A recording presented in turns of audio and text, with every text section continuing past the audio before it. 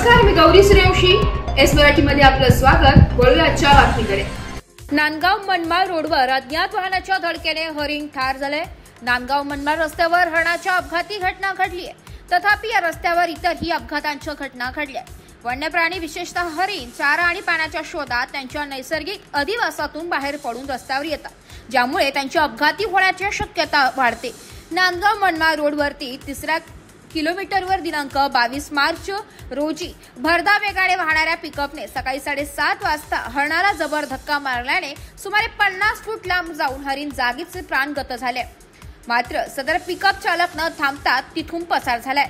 काही नागरिकांनी त्याचा शोधण्याचा प्रयत्न केला, परंतु तो पिकअप मिळाला नाही.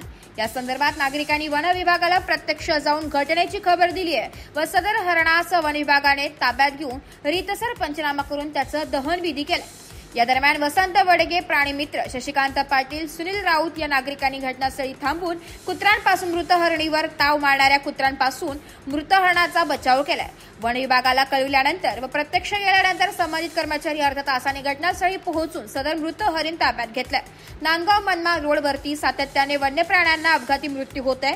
वर्षभरात सुमारे 5 हरिणे श्रीरामनगर, फुलेनगर, हिसवळ हद्दीमध्ये मृत झालेले.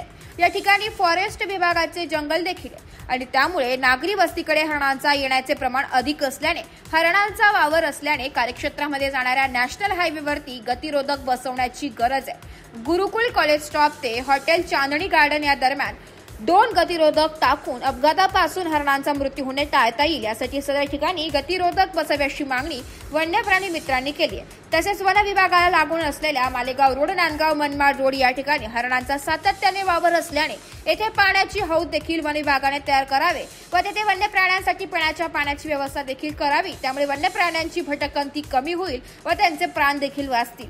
या कार्यक्षेत्रात बिबट्या, हरिण, मोर, लांडगे, तरस, कोल्हे, ससे, तितर, लावरी आदी वन्य प्राण्यांचे वास्तव्य. दरम्यान श्रीरामनगर, फुलेनगर, हिंगणवाडी, साकोरा या कार्यक्षेत्रामध्ये हरणांचे प्रमाण प्रचंड प्रमाणात असून हरणांपासून पिकांची देखील मोठे नुकसान होत असल्याच्या तक्रारी देखील शेतकरी करतात.